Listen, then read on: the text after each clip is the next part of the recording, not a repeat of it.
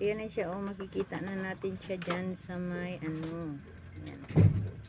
Ngayon, i-open natin siya sa PayPal natin. Ayan, paid na siya ang nakalagay, di ba? Ayan. Ayan. Ganito pala. Yung sa mga star to, guys. Ayan, titingnan ko.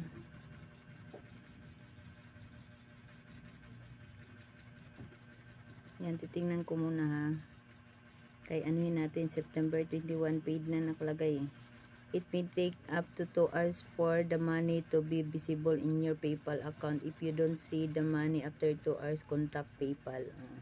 Yan ang sabi. So ngayon, antayin natin. Ngayon lang to lumabas eh. Tingnan mo anong oras. Ngayon lang eh. So antayin natin to guys. Inform ko kayo mamaya.